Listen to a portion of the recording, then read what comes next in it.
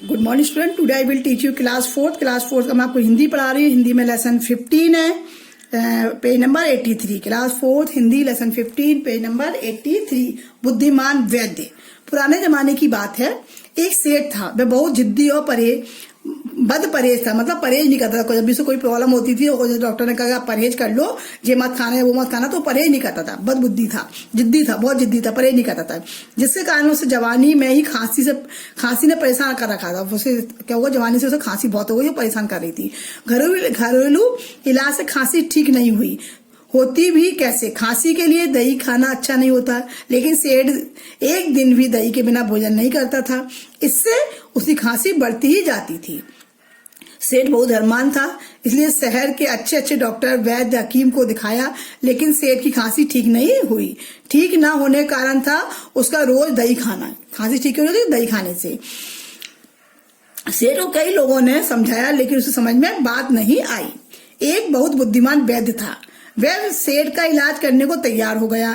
सेठ बोला, वैद्य जी एक बात मेरी पहले ही सुन लो, मैं दही खाना नहीं छोड़ सकता। उन्होंने क्या बोला, मैं वैद्य जी मैं आपकी बात में हर बात मानूंगा, लेकिन मैं दही खाना नहीं छोड़ सकता।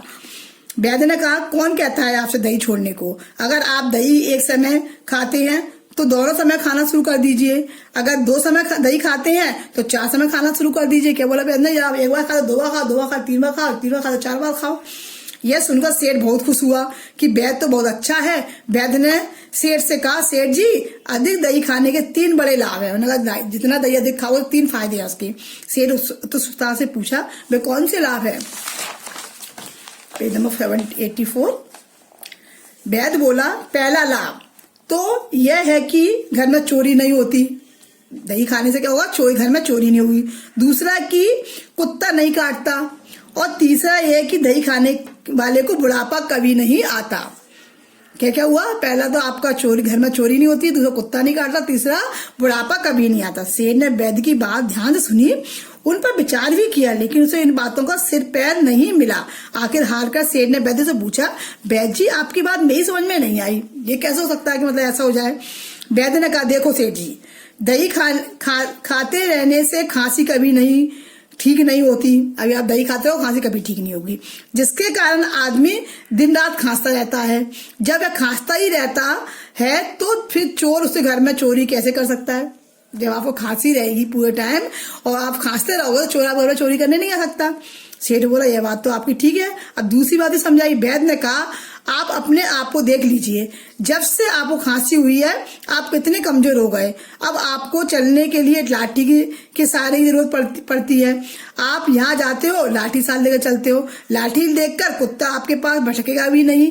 काटने की तो बात दूर ही है। सही बात है, आपको खांसी इतनी आती है, आप इतने कमजोर हो गए हो कि आपको लाठी लेकर चलना पड़ता है, और लाठी लेकर चलोगे तो आपको कुत्ता आपके पास में आएगा ही नहीं। ये बात सुनकर सेठ चुप हो गया और उसे फिक्र होने लगी। थोड़ी देर बाद बोला, तीसरी बात बता दीजिए। इस पर वैद्य बोला, तीसरी बात तो बिल्कुल साफ है। सोचो, कमजोर आदमी कितने दिन जी सकता है? खांसी में दही खाने वाला आदमी जवानी भी पूरी नहीं कर सकता, फिर उसके पास बुढ़ापा कैसे फटकेगा? मतलब तो जवानी में ही मर जाएगा, बुढ़ापा तो आ ही नहीं पाएगा। अपनी बात पूरी करके वैद्य चुप हो गया। वैद्य की बात का सेठ पर गहरा असर हुआ। उसे अपनी मौत सामने खड़ी दिखाई देने लगी। उस दिन के बाद सेठ ने दही नहीं खाई। मौत के डर से सेठ ने दही खानी छोड़ दी, तो खांसी भी धीरे धीरे उसका साथ छोड़ दिया। क्या हुआ था, दही खाना छोड़ दिया तो उसकी खांसी भी ठीक हो गई। तो आपको लेसन समझ में आया। अब इसके हम एक्सरसाइज करेंगे, पेज नंबर 85। पहले इसके शब्द अर्थ वो आप अपनी कॉपी में पढ़ के लिख लीजिएगा। अब आपका सही उत्तर पर राइट में लगा। जब सेठ कैसा आदमी था?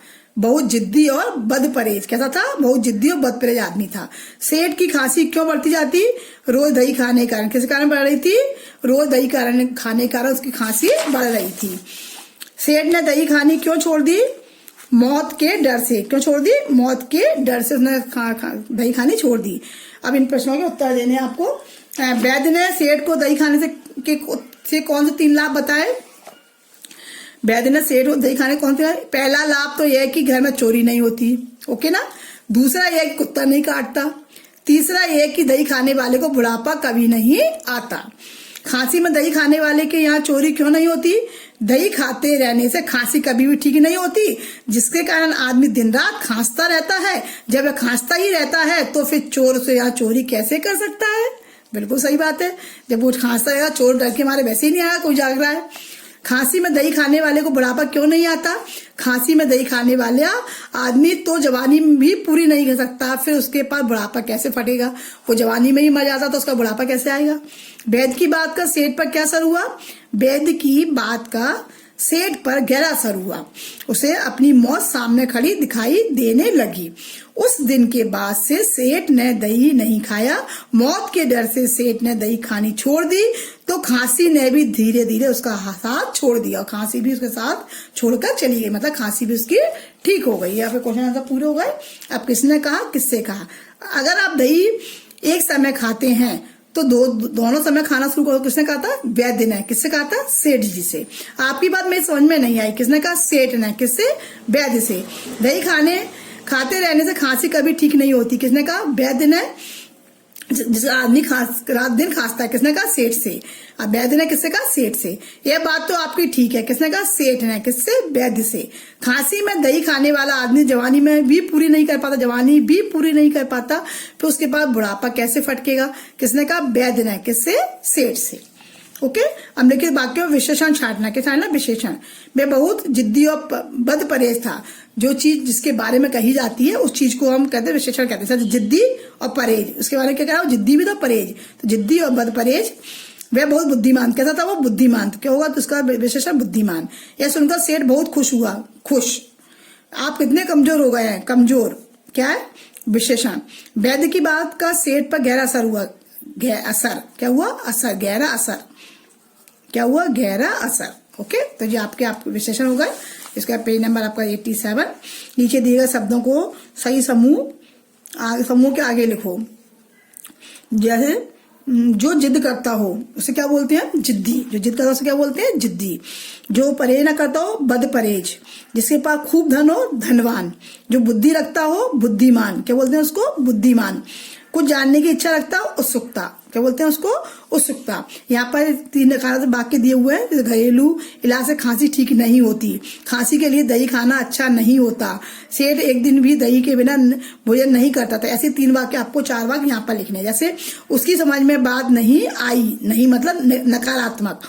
मैं दही खाना नहीं छोड़ सकता। मैं दही खाने वालों को बुढ़ापा कभी नहीं आता। घर में चोरी नहीं होती, मतलब नकारात्मक में नहीं के शब्द का यूज आता है। ठीक है। तो यहाँ पर आपका लेसन 15 पूरा कंप्लीट हो गया। इसे अच्छी तरह समझिएगा, अपने पूरी फिल इन द बुक्स में फिल करिएगा, क्वेश्चन आंसर लिखिएगा, याद करिएगा। Thank you. Bye bye.